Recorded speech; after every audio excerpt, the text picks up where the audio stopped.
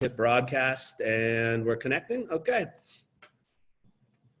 Good morning, everybody out in Howard Hanna Land, as you join us on the town hall webinar. And hope everybody's having a wonderful Friday morning and have you join us. We've got a great little show this morning. You get to get one-on-one with me and my dear old dad. So it'll be dear old. You just had a birthday, so which means I'm older too. So it's but we've got a great group coming on. So thank you in advance for the questions. For those of you that sent some in, we're going to use those as we weave in and out with the interview, and we'll give everybody a few minutes. Of course, we've got Kate Lesor here, who is keeping us on target, and add some beauty to the show here. If you look at her face as opposed to just my dad and I.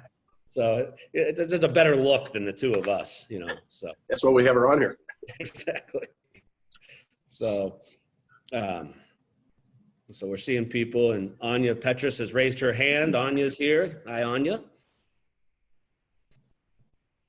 Lots of people are raising their hand. Here we go.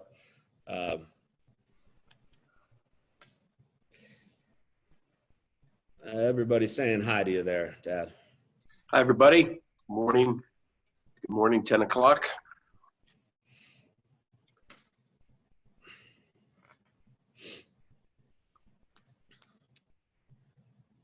And when we get to just about, I think we had about 800 or so pre-registered. Yeah, a little over. Okay. And so when we get They're to probably that trickling number, when on. everybody's coming on, we'll get started. So you can get your coffee or your popcorn and sit back and get ready for the show. It's slowing down a bit, Hoby. You could probably start in about 30 seconds or so. Okay, good. All right, so before we do start, I'm going to remind everybody, if I can, that if you do have questions, I know the chat's easier to use, but if you do have questions, if you can put them in the Q&A, we will. That way, it's easy for us, for Kate and I afterwards, to get back to questions if we weren't able to answer everything, or get them back to managers and regionals if there are topics that are trending, to make sure we're doing the best job that we can to communicate with everybody. So we're going to start off. So this is an exciting day, and I'm here in Cleveland, and it's a sunny day in Cleveland, and it's I'm excited because as we keep building momentum over the last 6 weeks, 8 weeks, whatever it's been, we're sort of coming out of this opening up a little bit. So in every market we're seeing, and in Ohio, which we've known has been deemed essential, we're seeing a great level of momentum coming up, as today restaurants officially open in Ohio, retail opened this week, office buildings are opening back up. So life is coming back, and you can see that just in the basic psychology of buyers and sellers, bidding battles and activity. Michigan opened up last week, and we saw the same thing. Bars opened. Christine Mary and her bar is now open. So just a shout out for her husband's bar and her bar if you want to visit in Cleveland this weekend. But we're seeing a lot of activity. In Michigan last week, the governor deemed real estate as essential, and we came back out. We saw a huge uptick in the state of Michigan in terms of sales and listings activity, and we're seeing that continue right now and back to work. Same thing, this Pennsylvania with their yellow zone. That last week we saw Erie and some of the counties north of Greater Pittsburgh open up, and today is officially the first day of the yellow zone in what would be Greater Western Pennsylvania. So I know that a lot of agents already shared that they couldn't be here this morning because they're already showing, have inspections, home showings. I think it's going to be, and we'll talk about that, a huge uptick of that momentum. We got to get Central Pennsylvania there. New York, we're seeing great activity and momentum, but we know next week, talking to Fred now, we should begin to see the governor's phase 2 in New York, which allows us with real clarity to show how we can work and how we can help customers buy and sell a home. Virginia, you've been at it, you've been essential, and you're doing a great job, and your numbers look that way at activity. And in the Carolinas, there's just, we're seeing an uptick the last 7 days that have been just back to normalcy numbers, which is fantastic down in the Carolinas. So across the board, we're seeing a lot of momentum. We do need listings, and we'll talk about that later. We do need listings. And I think that momentum has been trending just because of so much effort that all of you as agents and employees and managers have put out there. In fact, this morning I got received in the mail from Melissa Willis, my new bracelet that she sent. It's E plus R equals O. And I know during the Motivational Mondays, she and Christian have been focused on that events plus responses, or how we respond to them, creates outcome. And I think that this organization as a company, from every department head, from every employee, from every agent, has lived that E plus R equals O. And that's why I think we're going to see a huge jump here in May and then in June, and make up for the sort of downturn that was COVID. That all being said, stay safe. And as you're out there today, and be smart and use the guidelines that we've given you, and we can service a lot of customers as they look to buy and sell. But before we get started into the interview, Dad, this is, 800 people, 700 people here, and your chance, and we'll be recorded and be out for others. But what do you want to say about the company or the market, or just how we've been driving through here? Well, first of all, I appreciate after almost 2 months of your town halls to finally be invited. You keep me captured out there, but so I appreciate inviting me this week at least, because this week is a very, very important week. It's sort of almost back to the new normal, except for New York State and part of Pennsylvania. But and it is a new normal. I've just been so impressed to be part of the company the last couple months. I sort of use St. Patrick's Day, not because St. Patrick's Day is green, but St. Patrick's Day is sort of when this thing all really turned. And in that time period, it has been amazing how our technology group has been able to step to the plate and create so much great technology to be working from home. And we've almost 9,000 people, real estate agents, colleagues, mortgage folks, title, insurance, the salespeople, of course, and management, all working from their homes and sort of coordinating. It's just been great. Second is Kate and Jackie are on the call here. The Learning and Innovation Center has really jumped to the plate. I mean, the number of webinars, the number of updates, the town hall meetings, the town hall, so twice a week we give town hall meetings. You mentioned Kristen and Melissa. If you don't attend the Monday motivation meetings, you should, because they're great. And all those are taped, and because it really gets you off to the start.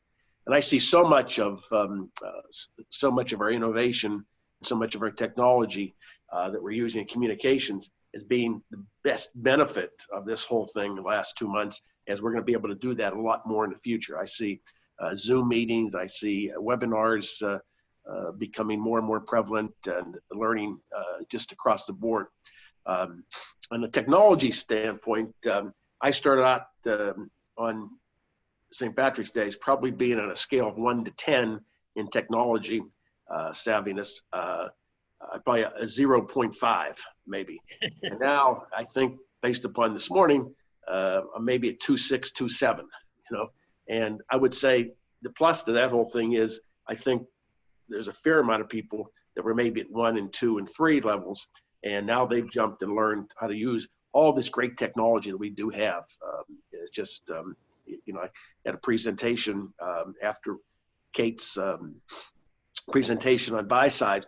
I had a listing appointment with a couple of people in the Squirrel Hill office, and they used the buy side, and it was amazing how it took this seller, and realized she should put the house in the market right now. She was thinking, should she wait until the fall or something? And when you saw, the kind of activity we have in the hotspot with customers, so it's a lot of good tools have come out of this.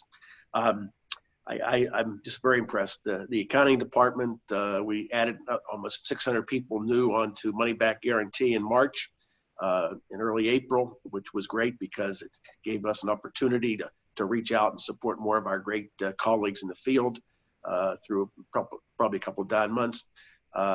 So it's just, we've done a lot of wonderful things. The title company, Barristers, has remarkably that they continue to close transactions in all the states, and through all this. And the mortgage company has gone stronger than ever. And I think it was announced 2 weeks ago that we added we're up to $500 million in lines of credit that we can lend money on a monthly basis. So, we're really going strong. So it's been a very interesting time. Last but not least, Hope, I've spent a lot of time, most of my time has been spent with these politicians and regulators, primarily in Pennsylvania, New York, and Michigan to get open. And it's been an ordeal. But we, as Hoby mentioned earlier, we're about 80% opened for daily showings and things. So we're working in that, and so we're going forward. But I'm just so impressed with the people in the company and what you've been able to do to be just through a remarkable period of time, really act as true professionals. I'm just really impressed with our management team and our sales team and how they really jumped to the forefront and have stayed very active in a very changed type of real estate environment that I don't think anybody could have planned for. We didn't have a contingency plan to do all this. It just worked out very well. So I give our senior management great accolades for implementing all this. That's great. No. And Dad, your constant patience behind the scenes, putting us in the right direction. Everybody has been supportive, and you have been, some people have said, what's your dad's focus on right now? When I talk to people at national meetings and around the country and even our own team, and I said, there's 3 things I know you love, baseball, real estate, and politics.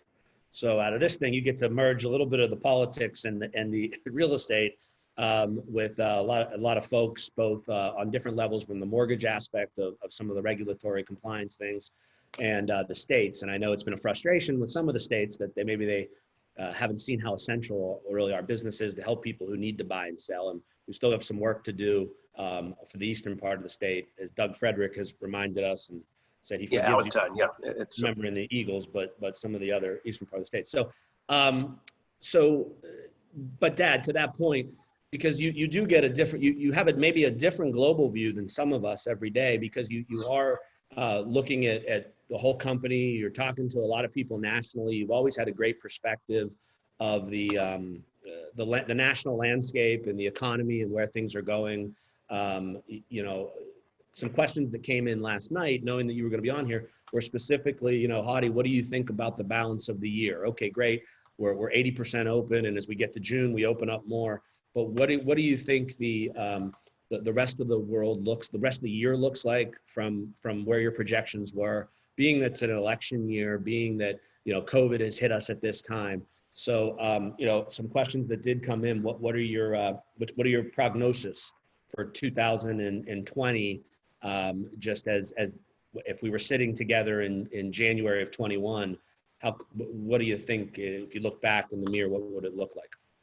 Well, let's talk about the past 60, 70 days.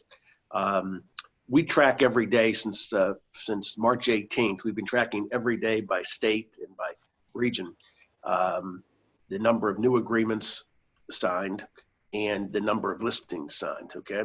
And we saw this precipitous drop almost from the 18th compared to the 18th of 2019, just a continual drop through March.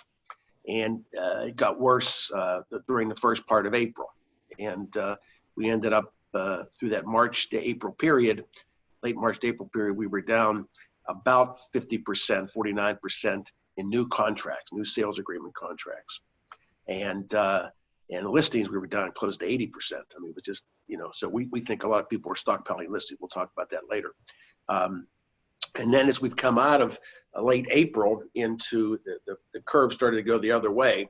And we're right now in new under agreements, we're down about 28% for the first 14 days of May.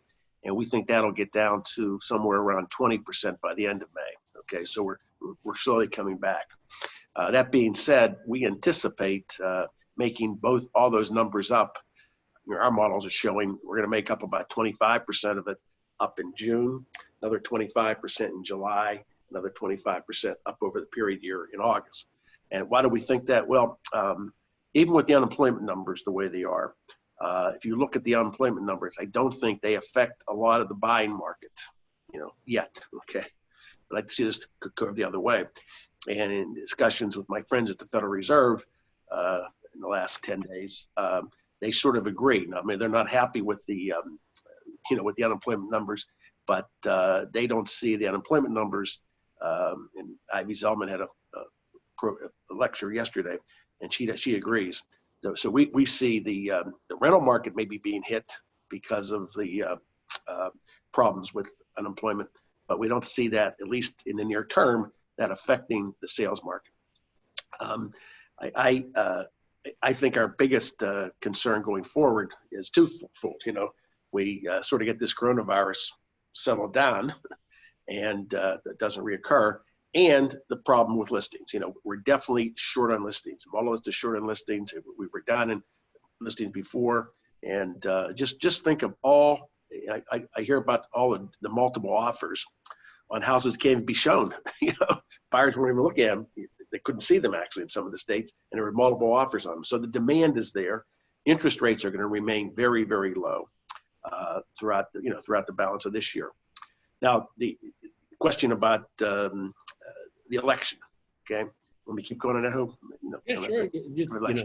I said at our annual meetings, the awards events, that in every election year, except when the incumbent happened to lose, and that was Jimmy Carter when we had 19% interest, and in 2000 or in the Clinton Bush election, when Bush lost, we had both high interest rates in those markets, a problem. Well, we're not going to have high interest rates. The question is, is this administration spending enough money to get through this coronavirus? And that I think, that will, if they're spending enough money, just like FDR did, and this is strange for a Republican administration to be spending money, at the kind of paces they are. But, I think for them to be reelected, they're going to have to spend enough money to get this economy back generating. And I don't think the administration will be afraid to continue to spend money to do that. So okay. That's just my synopsis. So Pat Palumbo, because the loan originators are on these calls too, Pat Palumbo raised the question that he's been asked by people, is this going to be like 2008 or 9's housing recession? How does Hadi Hanna answer that question? Well, 2008-9 was caused by the mortgage and housing market, period. Everything else was a byproduct of that, okay? This coronavirus is affected, it's affected almost everybody, but it is really concentrated. If you looked and saw the industries that really will have a tough time, is the travel, entertainment, and entertainment could be from the movies to Broadway plays to Eagles football and Steelers Browns football and the football team, Buffalo Bills. You're going to get in trouble because you missed something. You start doing that, like a politician, you got to give this to Hadi because those Bills fans are as crazy as those Eagles fans, and God, so don't forget anybody out there. Don't forget the Carolina Panthers and the Redskins too. And now we got the Browns. I mean, it's when the NFL, just say the NFL. NFL and Major League Baseball. I mean, right. So it's affected entertainment, travel, the restaurant business, the hotel business, the airline business. All those things related to that. I mean, that'll be the crushing things to the economy if they don't bounce back soon. There's no question. And but it has not been caused by housing. It has not been called liquidity either. Liquidity is a big thing, okay? And the banks have plenty of liquidity. Howard Hanna has plenty of liquidity. So it's not a liquidity issue like it was housing and liquidity in 2008. And so I don't see that to be, a basis of the kind of recession. Recession will be if the coronavirus has a more lasting effect than it does. But I think for real estate, for 2020, I think we're going to continue to have an uptick here that will probably give us much better numbers and sales numbers by the end of the year than we had last year. Okay, so talk about that for just a second, because the trends that we've had this two things, and first I'll ask you is about as we see trends and we've seen people quarantine at home. One of the trends that people are talking about is that folks that are living in highly dense for the last 10 years, more or less, we've seen a lot of apartment buildings being built in new urban areas. Forget housing neighborhoods picking up like the Lawrencevilles or the Ohio cities or other places like that. We've seen a lot of urban apartment buildings being built in downtown areas, that have common hallways, elevators, so forth, that are for rent. And we still have very affordable single family houses with backyards and land.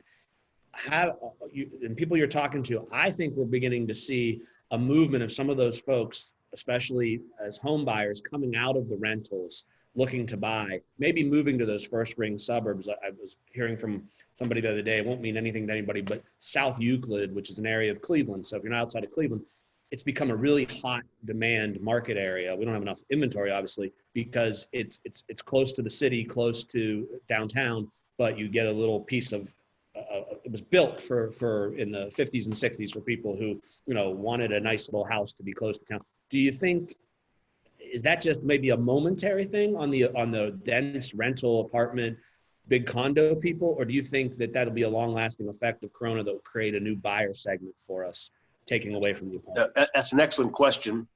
It's a question that if you look at, and New York City really shouldn't be the prime, because it's a whole different thing. But clearly, you've got a lot of people, a family of two or two people in. They could be millennials, they could be senior citizens, they could be baby boomers in these new downtown apartment buildings, which you have a common hallway, common elevators, et cetera, and also 600 or 700 square foot apartments. And they're probably going stir crazy, the last Right. couple of months being inside.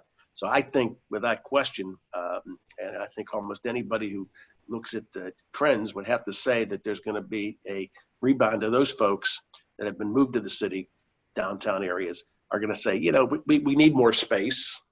We're a little concerned about being in a common elevator. Just a concern out there. So you would think there's going to be a definite trend back to at least the close-in suburbs. And I would say that in every major metropolitan area that we're in. So that transitions a little bit. At the same time, I've been talking to people that they've been home in their house with their families and their kids for 6 weeks.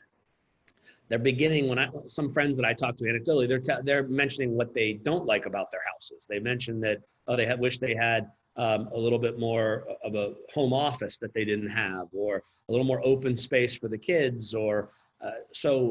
One question is, I believe, it's not more of a question, but I believe that there are a lot of people who don't understand that our buyer traffic has gone up. Our web traffic is increasing. The amount of buyers we have pre-approved have increased.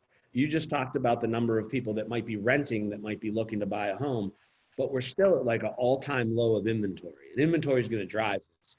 So, how do we create a market of inventory? How would you, if you were day-to-day listing and selling, not that you don't every day, I know you're still our top salesperson, but if you were going to get on the phone today with people from your sphere, people you knew, how would you create a market with knowledge base to say to the person, hey, you've been in your house, is it time to put your home on the market and create a market where there wasn't one for inventory? What would you recommend to the agents for that and managers? Well, if you look and you saw in virtually every market that we're in, the people buying, there's been a slowness of people buying their third house, so going from like a $300,000 house to a $500,000 or a $400,000 house to a $700,000.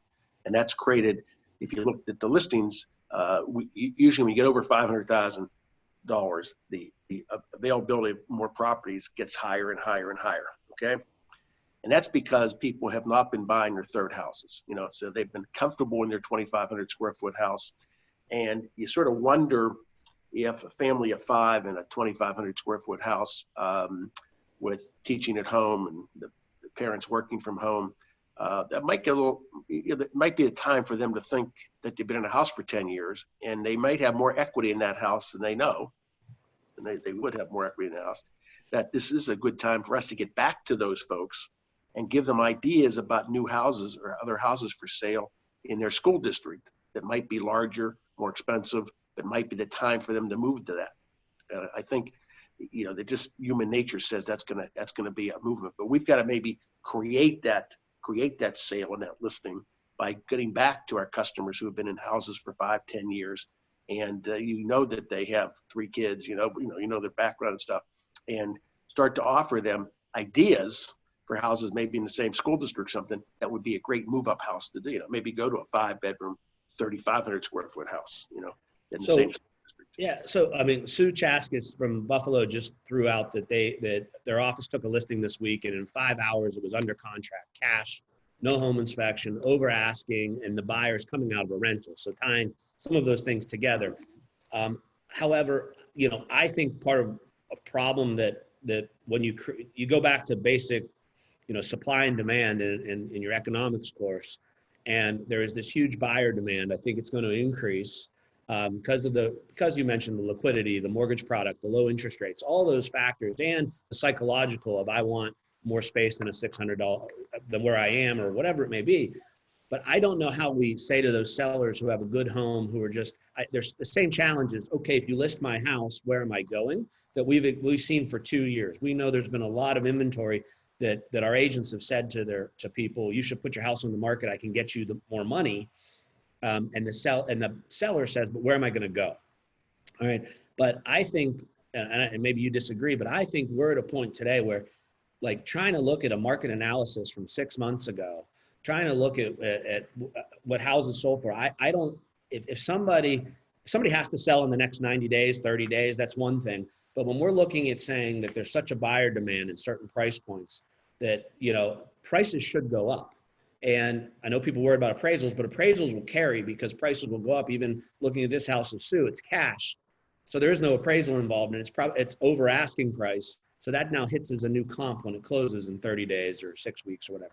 So how do we get sellers to see, how do we convince sellers that there's more value than, instead of just pricing to what we were in January or even March, that it's a new market based on supply and demand? What would you say? Well, I think if we want to increase the listing inventory and get more product in the market, we have to be very aggressive in our pricing on listing appointments. And the example I gave about this appointment earlier this week, we used the buy side. Mm-hmm. This woman is her parents' estate, and they had an appraisal at 190 in November. Okay. Well, after we went over the buy side, it was very easy for us to put a high appraisal on it at 220. Okay. Now, some people say, why would you do that? Because the appraisal was 185. Because the raw data today is much different. And we know the buyer market. We know the buyers that are out there, and this house will come on the market this weekend. And I bet we get a lot closer to 220 than anything near the 185. And so that seller will probably, reap, 210, 215, to 220, which is much better than 185. And I'd almost guarantee it because I know the market is so strong in that particular area. So this is a good question from Mike Warren. And some of these questions, when I get them from you, they're great. I already know what my dad's going to probably say because he's been this mentor and coach to me for my whole life. But I asked this question, and let's keep it a little more abbreviated than you typically would give, Dad. But Mike Warren's asking the question, okay, I get supply and demand, but I sell a house, it's more than what the recent comps were, sort of taking Mike's question. How do I get the appraisers to understand? How do I work with the appraiser to see that this value's here? So in a more of abbreviated Hottie Hannah version of how you work with the appraiser, would you share that with everybody? Well, first of all, the appraiser is the least of my worries. I want to get the listing and get the sale, and I'll work the appraisal out, okay? I think we got to go back to the old days of helping the appraiser know the marketplace. Mm-hmm. And that, in today's world, that's more and more difficult because you always don't get the appraiser who knows Madison, Ohio that well. They might be coming from one county away to do the appraisal. So you've got to really coach that appraisal. And in contrary to opinion, you can put the comps together for them. You can put the data together for them. You can put your synopsis of why this value is a fair value, and and give it to the appraiser. There's some mystic that you can't do that. The lender, the person from Hannah Financial, can't do that. But you, as the real estate broker, can definitely influence the appraiser, especially when you know the market better than the appraiser does. And in most cases, that's true. And that's Yeah. true. As my original manager, Dolly Ash, said to me, put an envelope together with some appraisal and some detail, not trying to talk down to the appraiser like they don't know the comps, but to put things in there like, hey, I just want to reference, here's all the upgrades in this house that you may not see versus others. Like they did a surround sound stereo system where they've got granite countertops, just, it's in a subtle way, plus some comps, plus some detail of the house, and putting in an envelope and saying, hey, if this helps you, just because I know how busy you are, you don't have to review it with them. They'll go back and look at it. The other is, as Dolly said, and also it doesn't hurt when you meet the appraiser to give them some cookies and some lemonade, just because, and kill them with some kindness. Don't figure that appraiser is going to fight with you on the appraiser and try to like argue with them from the beginning. So some good information there. So staying with the housing market a little bit, Dad, there's some questions, staying with that, the urban market, or not urban, but the high-end market. There was a couple questions about luxury. We're talking about where a lot of the buyer demand may be for those people coming out of first-time buyers and then sort of prop up. What do you see in the luxury market in terms of the demand and supply there? What's your take there on the high end? Over $1 million, let's call it. Over $1 million. Yeah. I think that market has been the slowest of all the markets in time on market and things. And I think that has a lot to do if we get that buyer seller moving from their second house to the third house, because then that frees up somebody moves from a $300,000 house to a $500,000 house. Okay. That $500,000 seller then will be moving up. Okay. I mean, that whole chain. And I go back to the point that we have not been really getting that third time sale, which forces people up into the marketplace to the $1 million market in areas where we have $1 million houses. And the other thing, which I would say that across the board, we have to work with these higher end sellers to realize that the house they built 21 years ago needs to be upgraded a little bit, and they're not going to get the price that they want. So I think working with the high end sellers is very, very important to get those houses really equipped for sale in today's market. Yeah, and I think that what we do see in the high end selling almost every market, just as anecdotal, is you're right about getting the house ready to sell, and what as best you can, whether it's clutter or design or just making it open. We are seeing though the house that's move-in, that's ready, there's a demand for that, and people will pay a premium. And the problem is, I think we're still we're not putting value on the pricing of that house that's done, the house that's had the updated kitchen, the house.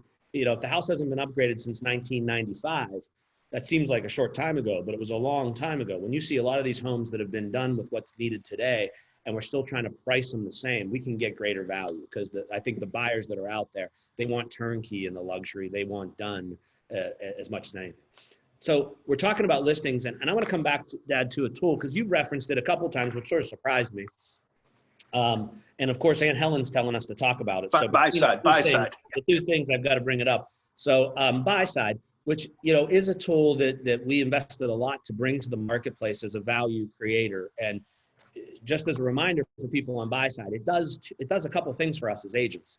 Number one is it does give some market valuation. It gives rather than people going to Zillow or going to somewhere else to get a value, or just it gives a couple different valuation models that are run on analytics, but then it drives back to the customer saying, okay, here's what these three different tools say the value of your home is, but talk to me, the realtor, because I can discuss with you where the demand is. And then more importantly, what you touched on, Dad, is that the way we've worked with buy side is to create a flow of all the activity that's out there, all the buyer activity. Who's pre-approved with Howard Hanna, who's been looking on Zillow in that price range, who's been looking at howardhanna.com, realtor.com, where the markets where we use showing time, we feed the showing traffic.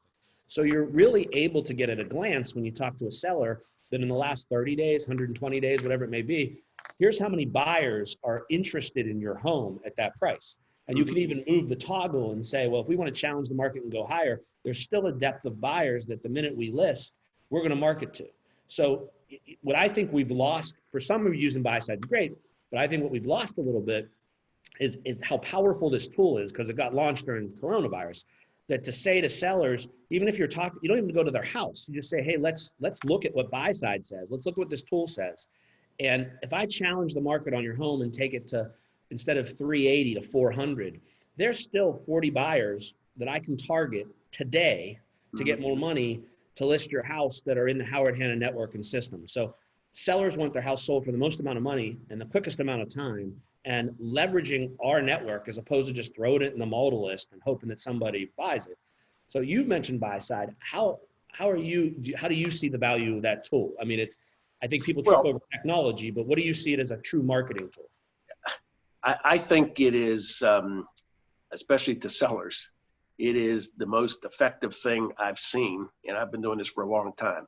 When you can sit down and show that kind of analytics and that kind of data to folks of how many people we have right in our own system, that as soon as you list the property, you're going to go out to your other fellow Howard Hanna agents and loan officers with that data. I think it just is a tremendous listing tool that sellers get very, very, like the story I gave earlier, get very, very impressed with. Second, it shows the power of the Howard Hanna network. It shows the power of the Howard Hanna strength working together as one team. So it's just not one realtor out there that happens to have the Howard Hanna logo, but it's a whole team they bring together. And the whole team they bring together are pre-qualified buyers in the current network, people who are looking for houses today, and be able to show them that even though we may ask $20,000 more, we still have this huge group of people that are ready to look at the property tomorrow. So I think it is almost as if it was designed for us only, because it's such a great program. It's part of our DNA at Howard Hanna Company on this on pricing houses. So you would say as we get ready in this market, and I know that sometimes we've done so much in 6 weeks of training and education and trying to get everybody to use Real Scout, Buy Side, Engage, Open to Close, all of the great tools in the tech platform that I think is probably the best in the country we have. But we also have agents who are like, okay, and I've heard it loud and clear, we love all the education and training, but we got to go back and sell right now. We got to create a market. Now's the time to use the tools.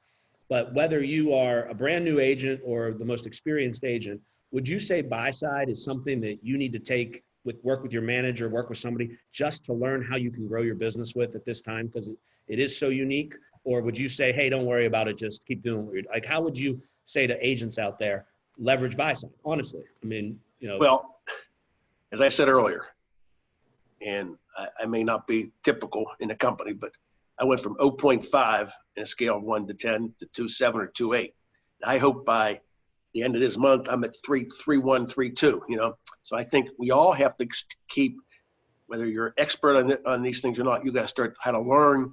This is a great time. You have learned a lot more. Most of us have learned a lot more how to use these tools that we've all talking about. And I mean, Real Scout is the greatest thing since sliced bread, because especially when we're seeing the last 10 days, especially in most of the model lists, a flood of our listings, other listings coming on the marketplace. At the same time, as we go back into the marketplace, we're busy, showing properties. We're busy letting appraisers in, and things like that. So we're busy. So you can't see every listing that comes up every minute. The Real Scout keeps you in track of that, because they notify your customer that you put in there about a new listing that ABC Realty just listed, and rather than those people seeing it online on ABC Realty's, on Zoom or on some network, So it's just a great. These tools are just great if we use them. So here's what I would say because of that, and because of time. So I'm seeing people say, oh, it sounds like another Kate class. And I see Kate smiling. Kate's already done a ton of classes on this. So again, from a communication standpoint, whether it's webinars on buy side, training on buy side, or Real Scout, because Hoby mentioned the other program, we have things, Kate, correct me if I'm not, there are many different training classes that are recorded, videos out there, things you can find and you can link. And so probably as a follow-up of this, we'll just reiterate where to go to find those tools if you haven't, rather than put one more training class on Kate's plate, because you could go back and watch one she already did, and I'm sure she'd love to do it. But the other thing that I would say is that on a note of Real Scout is please talk to your managers If you need help getting, because my dad's 100% right, if you need help getting your buyers that you're working with today loaded into Real Scout, call your manager today. I know a lot of you are busy and you're coming out into the market. Let's figure out how between our managers and our admins, we can help assist to just get your buyers loaded into Real Scout, because they will get the updates. And you're all, as these markets open, you're going to be so busy. I don't know how you're going to respond to everybody, but Real Scout looks like you did, and it gives you that feedback. So that's something I would definitely take advantage of, reaching out to managers this weekend. So I could be a plug for something else that I've been doing. Okay. Yeah. For over a year, I've been talking how great Engage CRM is, but I didn't put anybody in Engage CRM until about a month ago. And now I make it a habit, one of my job routines is to try to put 5 or 6 or 7 sphere of influence folks in my Engage CRM. Because of that, I've communicated more in the last 5 weeks with builders, developers, news media, corporate relocation and human resource people, people that are my sphere of influence, than I have in 3 years, because it just sort of automatically keeps them informed of what we're doing and things. And there's just so much there, and this is the time in going forward. We've communicated so well, in Kate's classes, you make a good point. You can go on and learn all this stuff that she's already done, rather than we try to do that, is not to have it just one webinar and you never see it again. We taped everyone, right, Hope? Yep. Everyone has been recorded. Because we know, 10 o'clock on Friday mornings isn't the best time for somebody. So you want to hear this little chat, tomorrow at 3 o'clock in the afternoon, you can, so it's everything is taped, and just go online and find it. Yeah. I mean, last little plug for buy side, Dan had, in case you haven't read the comments, but I thought it's interesting. Dan said that he had an agent in his office post the link to the neighborhood news and the buy side link in an area. And within 6 hours, he had 32 people go to evaluate their home because of some new assessments in that market. So I think it's just a great, it's a passive tool that's going to generate leads, but it's one where you can really interact with a client and customer, even if they aren't at home. So going into some other questions that have come out here. And this is more of a comment for me, Dad, than it is a question for you, but you can obviously respond to it, is that some of the questions that have come in, and I don't want to ignore them, have been very state specific, I'd say, to different language and interpretations of different rules to engage in business. And so not to ignore them, but what I want to say is that there is a fine line between what's mandated as you open and what's recommended, okay? And so if you have some confusion between the mandate and recommendation, what I'd ask you to do is talk to your managers, because you don't want to do is have anything slow you down from your process. You don't want to have anything that sort of is. Is that the graduation girl behind you? Good morning. Yeah, that's the recent. Sophia officially graduated today, so from high school. So anyhow, but I think if you do have specific questions, especially over whether a form is mandated, talk to your manager. Each state's a little bit different, and we'll try to answer some of your questions as they come back. But I just didn't want to ignore that. And that also, as well as there's some specific questions as we open up different states. There are different states that as we open, offices will open with different conditions. How we bring people back. We'll communicate that to you state by state as we do things safely and securely. And even as we do open offices, we're going to ask that you continue with the smart social distancing, washing your hands. We'll have hand sanitizers and wipes in offices.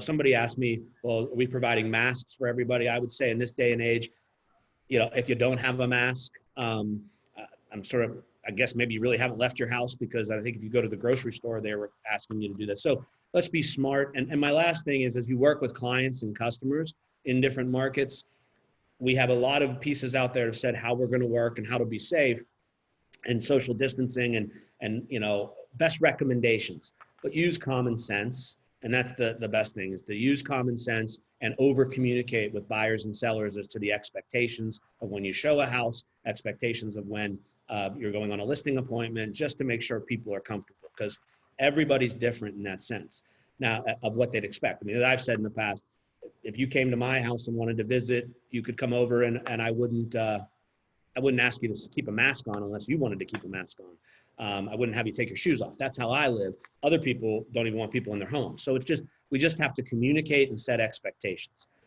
But leading into that, Dad, we still know that we've had, no matter if states are opening, easing their restrictions, whatever it may be, we still know that, as I've said before, many people in the Hanna family have different perspectives of how they look at this, whether it's employees, whether it's agents, managers, loan originators, that some people feel very comfortable going back out into the marketplace and just working within that safety. We know others, maybe because of their own health issues that they haven't shared with us, maybe because they live with people that are immune compromised, or they're just afraid, that there are those who are maybe afraid to come back into the office, maybe, or back into the market, just even to show or list. And, and we want to support everybody. So I guess my first question is, the agent who is sitting there saying, hey, it's great that Pennsylvania is open today for business and you can show smartly, or it's great that Ohio's been open. That agent who says, but I don't feel safe going on a listing appointment or going to show houses, how would you respond to them to support, to show that we can support them and their clients? Because I think to say to a customer, hey, let's just wait till June, that customer, no matter how loyal they are, could be your best friend. If they want something today, they may leave you. Yeah, that's a great point, because I know, some of us are, because of age or immunities and things, that they're a little bit concerned. And I don't want to force anybody or tell anybody they've got to go out and take a listing or show a house or whatever. I think back a little bit about a long time ago when I was in college. I said, I learned the key to the business is to get listings from my dad, okay, to build your listing base. And I knew I couldn't service those listings post September 1st, okay? So what I got in the habit of my second year is, as I took a listing, I went out and got the listing.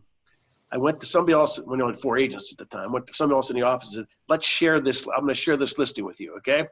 And, but come September 1st, you've got to take the reins and really work the property, okay? So if I took a listing on August 15th, we take it, didn't get sold by September 1st, but the agent, the co-agent in the office was going to do all the work, okay? I brought the business in. And I sort of recommend that at this time, that you get the lead, give it over to Kate or to Jim or someone, and work a deal with them that they're going to actually go out and get the listing. They're going to work it. They're going to do whatever has to be done to get it sold, show the property, et cetera, and just share the listing. And I think there's plenty of agents in your office that will be delighted to do that, to pick up that business flow, and it keeps you in the game. And most of all, your seller is represented by you and by the Howard Hanna Company. Yep. And I think that's important. And I think we can work as a team to do that. And there's a lot of agents that are willing and able and looking to go out into the business and grow their business. And I think we just need to talk to each other, work as a team, work things out, and let the manager help you out as best as possible too. Because I just think I don't want to lose any business there. This question, I mean, and maybe Brian came. I mean, that is the key. We're one team here. We got to work together. And you make a great point. The managers are really stepping to the plate on, almost everyone I talk to. They're covering for people and things when there is a problem of somebody afraid to go out right now. Yeah. So we talked about this, but I think it's important just to keep reiterating it in case people are coming on or we're not being clear enough. But another comment about predicting the housing market to stall flat this fall. You talked about it in great detail, but I just want to hear it again from you, Dad. Do you think the market's going to fall flat? As I talked earlier, this comparison with 2008 and 9 is no comparison whatsoever. It has nothing to do with today, okay? And we have tremendous amount of pent-up buyers, not because of coronavirus, but because we've had that pent-up demand. We had the first quarter of this year was the best quarter by about 15% in sales, closing sales, that we've had ever, okay? So the market is there. Every segment of the market is virtually it's a seller's market, okay? When you have a seller's market, we didn't have a seller's market in 2009. We had, a year and a half supply of houses. So we're in most of the cities we're in, most of the markets we're in, it's 2 months, 3 months, probably it's less than that right now because of lack of inventory.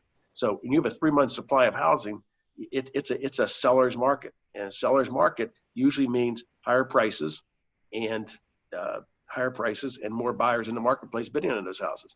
And I'm just amazed the number of bidding battles that I've heard about, and people haven't even seen the house.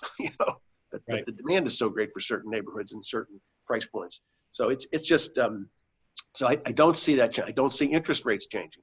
Clearly, if we went from a 3% interest rate, 3.5% interest rate to a 5 or 6 between now and the end of the year, that would change things dramatically. But you're not going to see that. You're not going to see that. Some people think we may even have lower interest rates as we get into the summer.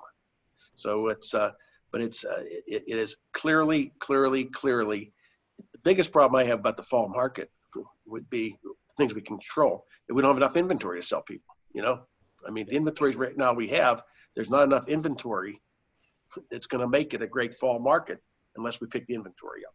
Right. So that's got to be the key, because we won't have as many buyers as we have, as many pre-approved buyers as we have. We don't have that inventory. So I think we got to get on listing inventory to talk, if you don't mind. Please. I was in the Great Neck office meeting on Wednesday, okay? And they talked for a good 20 minutes about converting for sale by owners, an old thing, converting for sale by owners. And in that one office, I think they talked about just in the last week or 10 days, they picked up 4 listings that were for sale by owners and sold 2 for sale by owners, So they had 6 transactions and 6 listings or sales. And it wasn't in model list. It wasn't, it was going out and finding those for sale by owners that they claim were very, very prevalent in that marketplace. Okay. And if I went to most offices today and I said, how many for sale by owners are in your town or your school district, I wouldn't get very many good answers, I don't think, because nobody's really tracking those for some reason. Yeah. We had a lot of closings in the month of May or April and May, not as many as we'd like, but we had a lot of closings. We did. And how many people are sitting at home that could have made phone calls to the 20 people, the 10 people across the street and the 5 people across the street to let them know that you just sold the house across the street, whether it was your listing sell or you sold somebody else's listing or you sold your own listing, and tell those 20 people about a recent sale. And those 20 people are the biggest disciples and believers in that neighborhood, because they have their largest investment for 97% of us in that neighborhood. And so to call them and tell them that you just sold the Johnson house, and you let them know their sales are going on, because we got half the community that doesn't think anything's selling, Well, there isn't a problem. I think if every agent on this call today, whether you called the neighborhood of a recent sale, and if you could get those numbers, which becomes tougher because people use cell phones, but if you just called today. Most people are sitting at home though. So I know, but if they even have a house home phone. Okay. But I'm saying is beyond that, if everybody just called this week, used your daily 7s, if just as busy as everybody's going to be, if today, tomorrow, Sunday, and Monday, if everybody just called 7 people to tell them about the sales market and recent sales and prices, even if it's in the general neighborhood, and pulling out, even if you didn't have a sale but you looked at the model list, we've got to get that message out there to homeowners that houses are selling. Because even during this period of time, I think you said that the reporter in Pittsburgh asked you the question last night, well, you haven't sold any houses in the last 6 weeks. And that hasn't been the case. Houses have been selling, even if they've been virtually without a showing and for big numbers and without anybody even crossing the door. But if we don't become the advocates for it and rely on the media to say the housing market's back, we're never going to get it back, because there are competitors and other companies that they're head in the sand. They're not telling everybody that the housing market's good. We've got to be the ones telling the marketplace. So just playing off, whether it's the neighborhood or just calling everybody in your sphere, don't be passive. Don't send an email. Call people, get in dialogue, because then they're apt to talk to their friends and the people they know. Right, and all of a sudden it's a buzz that the market in Buffalo is back and it's time, or in Pittsburgh or in Ann Arbor. It doesn't matter. We have to be the advocates. We have to be the Pied Pipers of this news. Yeah, calling the owners of the 20 houses in Virginia Beach, the chance of one of those 20 saying, yes, I want to sell my house is slim. But when you call them and say you just sold the houses across the street and You've got a lot of other buyers for Virginia Beach, Great Neck area. They'll tell you about, if they want to sell, they'll bring it up to you. Yep. But they'll tell you about a friend of theirs lives 2 miles away that has their house for sale, and isn't happy with their realtor. They'll tell you about somebody that they know might be getting transferred, taking a new job someplace. You'll be surprised, those 20 calls, how many good leads you'll get from them. Yeah, no. And we have to also be saying we can get you more money through Howard Hanna. We can get you more than giving them, the neighbor's house sold for $420. And there was a bidding battle. We just can't give them all the information and then they go, sell it themselves. We got to say, we can get you more because we have 100% money back guarantee, because we have buy side, Real Scout. We know who the buyers are. We know where they are. We're going to target directly and get you your home sold. So I just think we're going to come out of this. And if you talk to economists and people in the housing market and people in the world economy, is it going to be a V-shaped recovery? Is it going to be a U-shaped recovery? Or is it going to be an L-shaped recovery? Okay. Well, I think it's going to be a V-shaped recovery myself. And I think it might be an L-shaped recovery in real estate. And that's why we're going to be emphasizing come, I think, June 1st with an advertising campaign and promotion, if I'm correct, Toby, Yes. on money back guarantee. So we're encouraging everybody to go back to their existing sellers right now, getting a listing extension for 180 days and adding the money back guarantee and a home warranty if they don't have one already. Okay. Because we're saying it's going to be a V-shaped recovery. And the largest real estate company in New York or Ohio or Pennsylvania and Carolinas, and the largest independent real estate company in the country, is going to stand behind the houses that we list. Okay. So we think we can get the seller more money by listing with us. And we're guaranteeing that to that buyer coming in. So we're going to put our money behind our talk, because that's how confident we are in the market for the near term. So staying with that, and you've seen that we've invested a lot in, over the last 5 years, we've invested a lot into technology to have this tech stack to do these things. Like you mentioned before, it's amazing how quickly not only our agents, but our employees, mortgage company, we were able to work remotely from home. And the adoption rate of new things that, I look back at the beginning of the year, and if we set goals to do more online training, we set goals to say, how could we leverage howardhanna.com to a greater degree? How do we service the client and customer faster, easier? And in a 6-week period of time, we now are doing virtual tours online. We can schedule online a showing or a virtual showing. We have agents who've adopted great technology, whether it's, screen sharing on Zoom with their client and customer to review live a house, not just having to put them in the car and drive them through.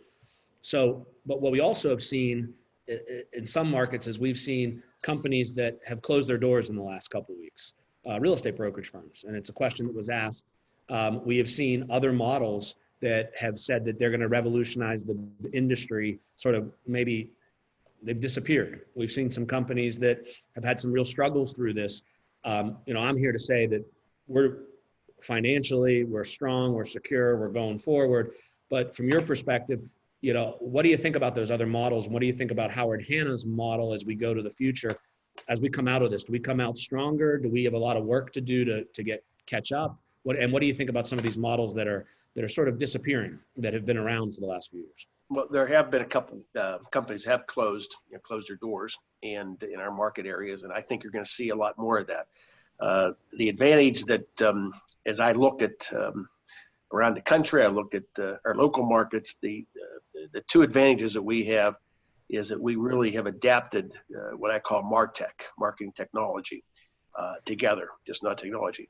And that's not to my doing, that's mostly Hoby and Helen and Duffy, primarily in a different phase of the business, and Mark Steele, really aggressively spending human resources, money, and time, including the acquisition of One Cavo and the acquisition of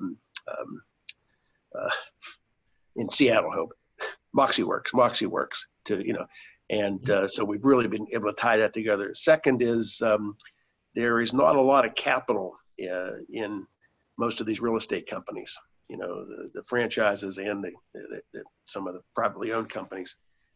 So I think you're going to see some problems because this has become a very capital intensified business this last 2 months. Yeah.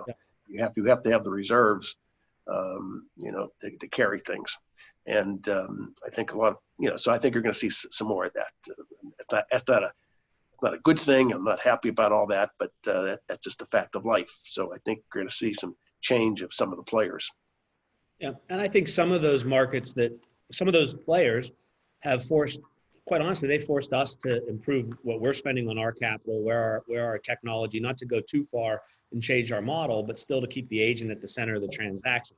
I mean, even like buy side, where somebody says, well, could that encourage for sale by owners? It's interesting, as we were talking, I typed in forsaleby.owner.com and put in my zip code. When we talk about, are there for sale by owners out there? And I put a range of 100 in this site, 150 to 300,000 in the 44124 zip code.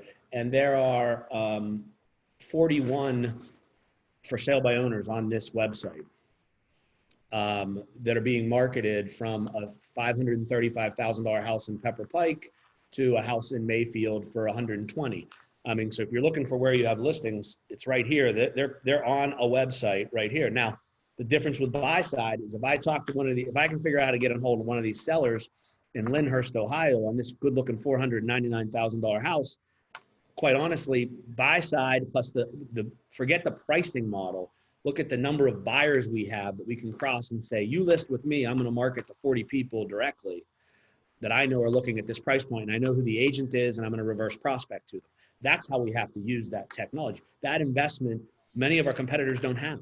They don't have that knowledge base. They don't have there. So some have made us better and made us have to advance what we're doing.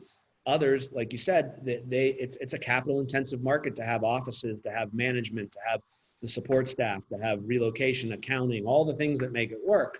And so, I think that we're in a really strong, stable financial position. We have always been, with the guidance of the company to say, we'll make investments, but we're going to make smart investments for the long term, not just for the short. So I think we're in a really good position coming out of this. And I think our family of agents and loan officers and everybody should know that we're there. The question that's come up, Dad, that sort of talks about that financial growth, and it happened last week with the webinar with Aunt Helen. There were some questions we didn't get to it, so I'll bring it to you. You got a lot of your agents are asking if you're opening in Florida.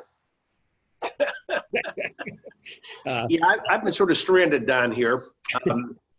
I was supposed to fly back with Helen on the 16th,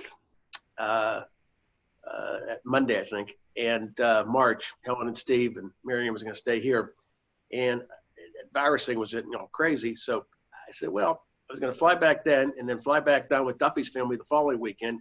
I'm not sure I want to take 2 airplane rides, So not feeling everything would close down by the 7th or 18th. But so I stayed here, I thought, for another week, and then I got stranded here. And frankly, I probably could do as much on screens like this. 2 months ago, I didn't know what Zoom was or Microsoft Teams, And I was on it so much yesterday, I got a creak in my neck here. But it's been a lot but I figured I might as well spend the time here in 75-degree weather, than up north where I'd rather be. So, but no, to that point, I think that, as you look at the future of the company, I think it comes from, there was a question last week, are we going to open in Northern Virginia? Are we going to open in other parts of the Midwest? Are we going to, I think the question, and now there obviously are a lot of Florida questions, because I think if you have been up here and it's been snowing in May, Dad, I know. There's a lot of us that are saying, snow in May is a different thing. Should we be looking at lifestyle changes? But the question is, do you think that the company will still be on a trajectory of growth? Will we stay to the same pattern? Do you think new opportunities exist? Or even as we look at how we're able to work virtually, the one thing I've noticed is that, like our marketing department, it doesn't matter if the marketing coordinator is sitting in Virginia Beach or in Erie, Pennsylvania, they provided support for our agents. Kate has been doing most of these, I think all of the Zoom meetings in Cleveland, Ohio, I believe, and all her training in Cleveland, Ohio, but she's created an effect for people that are all over the company that they're learning from her. It's not just, she's not just a Ohio training person. We've created this global company that we're tying the best. Do you think that our growth will continue, or will we focus on, how do you look at that as the lead of the company? First and foremost, we've been able through this 2 months, I think, to communicate much better between cities, including our sisters at Allen Tate Company, or brothers, sisters at Allen Tate Company. So we've been doing a lot of marketing together with them. We're doing a lot more training with them. And really, Cleveland happens to be the center of our training operations, but they coordinate with the people in New York State much better this way, and Pennsylvania and the rest of the marketplace. So I think this has taught us how we can be a more global company, you know. And the second question is, I would see our trajectory not changing. We were about to close a deal or two before this all happened. We were supposed to close we call a whale on April 1st, and of course that got postponed for a lot of reasons. And but we'll be back out there trying to grow the company, as well as maybe looking for new. I would say we might invest more in technology going forward, even than we have. I mean, I would think nuances for that. Certainly, not only just in the real estate, but we're seeing some ideas in the mortgage business to expand that even further through a technology device. So we're looking at different things. We're looking a little bit harder at technology than we were 2 months ago, although we've done a lot of technology work. But so we're looking at different things. But I would say we're gonna, the trajectory doesn't stop. I mean, it doesn't. At least as long as I'm here, it's not going to stop. Okay. Good. Good. So we're sort of, getting towards the tail end of the time. And so I try to conclude these with a couple questions for you that we've asked panelists as they've been on, Dad. We've asked outside folks that have spoke. But if there's one best piece of advice to everybody out there that you would give as we sit here today on May 15th, what is for the whole organization, what is that one best piece of advice on May 15th going forward that you would give? I would say best piece of advice I would say is stay healthy, of course, and be safe, continue, because this, we have to, not because we have to by rules and regulations, but we want to because this coronavirus does not go away, even though we open up more and more and we can do more things, but you got to be safe at what you're doing. So I think that's the number one thing until we find a vaccine for coronavirus. Second, I would say is we've got to get back into somewhat of a regular plan for the day. Okay. And I'm a big believer in planning and implementation. And so I think we've adapted pretty well to making plans from home. But I think as things continue to open up, I think you have to extend your plans a little bit more and make yourself more accountable. And I will say that's another plus we came out of this. I think people become more accountable to each other what they're doing. Third is I would get back to I would really work this month in getting your listings extended. We talk about the shortage of listings, but we also have listings that we've had since September, October. We've hopefully been coaching those folks to do the work they were going to do, get their houses ready, but try to get those listings extended so we don't come up with, I'll give examples, but friends of mine had a house listed down here and the house wasn't selling. And, the agent just harped on her to reduce the price. Okay. Well, at that point, the agent, but she never asked for a listing extension, never asked for a listing extension. So in late March, she was so fed up with her, she, didn't renew the listing contract in April. So I had somebody else relist it the third day of April and went under agreement the first week of May, it's a $3.5 million property. If she would have gotten listing extension, she would still have the listing, it probably would have sold. So get those listings extended and try to get the houses ready. And the third is make sure you have a plan of how to build your listing base. Go back to the basics, and make people aware, of what's going on in the marketplace. And can you imagine if we talked to, maybe you already have, because we do a lot of telephone talking, you got back to all of the people you sold houses to 5 years or longer ago and talk to them about the housing market. Talk to them about the opportunities there. Talk to them about the kind of sales in their neighborhood, you know, and the prices of what their neighborhood has been recently. And, you know, maybe this is the time, as we talked earlier, to buy that larger house that you didn't plan on buying in February. You know, maybe it's time to scale down if you think you can get as much as the market sort of dictates your house you bought 10 years ago. So, you know, communicate with people of substance. People of substance means people that own a house right now, have a house for sale right now, or a for sale by owner, or, you know, people in the neighborhood that we talked about earlier, you know. But, you know, communicate how good the market is right now. So everybody just got a glimpse into what it's like to be my dad's son. When you say, give me one piece of advice, and he gives you 4 things, but says 3 twice, because he lost track of all the advice he wants to give you. So there was a lot of information there. All right, Dad, on that same vein, as we've asked people, if there is one thing that through this whole thing, a lot has happened. Is there one thing that the management team, the company, looking, and this is hard for you because you are the company, but is there one thing the company needs to do a better job of, or more, in your opinion, from where you're sitting, for our salespeople right now to help them through this? Is there something we're missing, something more we can do? Well, I think we've done a incredible job of communicating. You know, when I share with my friends around the country, you know, that had sent one email out to the folks, keeping them abreast, and I see all that we've been doing, and we've got other friends of ours on the call, on this message here from around the country.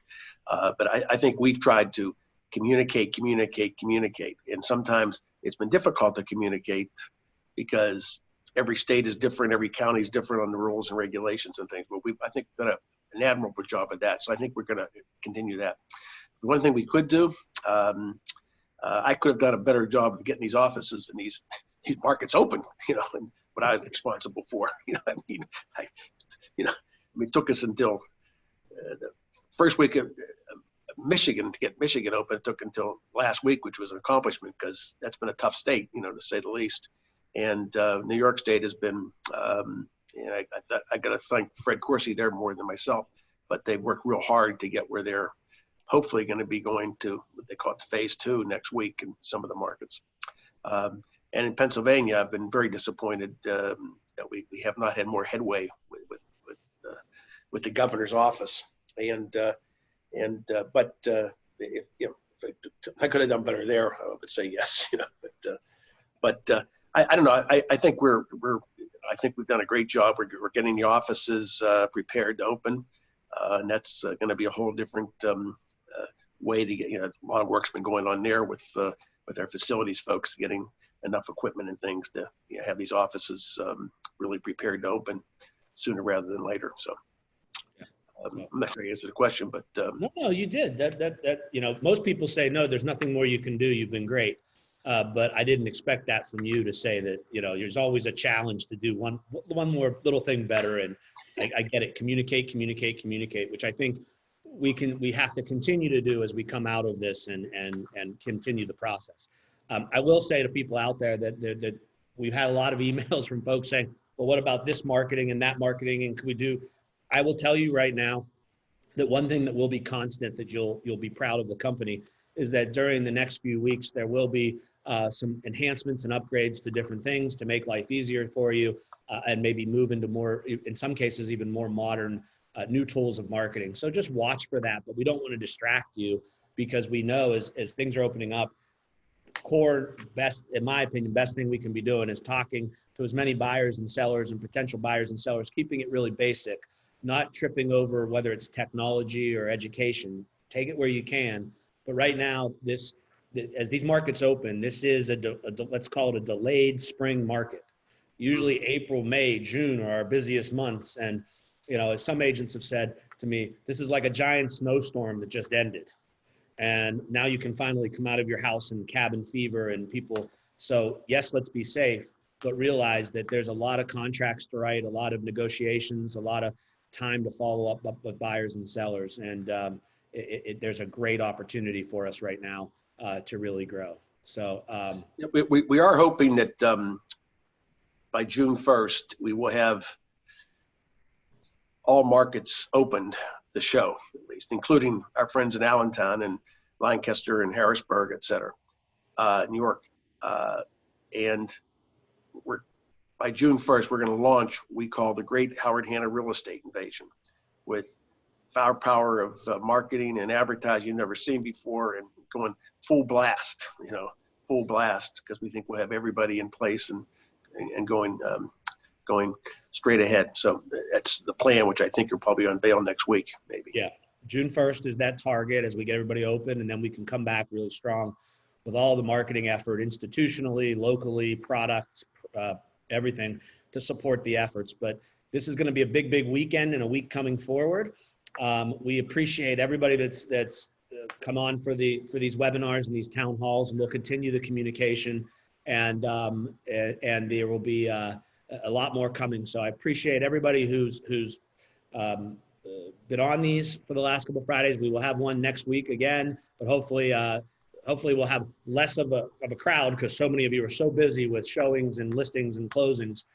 That's an okay thing if it happens. So, Dad, anything you'd like to close with? No, we'll try to answer some of these individual questions I saw when the showcase of homes, and that's in 3 or 4 of the markets. So we're going to come up with those things. They'll get back to you, right, Hope? Those kind of questions. Yeah, no. Those individual questions we always get back, and because they're real specific to markets. So, all right. So, Dad, anything else? No, it's great to be with everybody. I'm sorry I can't see everybody's smiling face, but it's great to be with everybody, and looking forward to joining your sales meetings. I've been trying to, as invited, join your sales meetings on Monday, Tuesday, or Wednesday mornings, and participate. And I'm going back to doing birthday cards this afternoon. Birthday cards? Yeah. I've kept up with the birthday cards. I hope everybody gets theirs today on time. But that's next time we'll have to do this with you over a cocktail. That might be even more enjoyable for. Yeah, well, I do join the cocktail parties that people invite me to late in the afternoon. I know you do. So, all right. Thanks, everybody. Have a great rest of your weekend. Happy selling, happy listing, and be safe and be smart. Thank you. Safe and good luck to everybody. Thank you. Great being with everybody. Bye-bye. Thanks, Dad. All right. Kate, thanks. Dad, thanks. I'm going to jump off here. Go ahead, Dad. Kate, we'll get those questions together as always and get them out. Okay? Talk to you later. See you, Dad. Bye, Kate.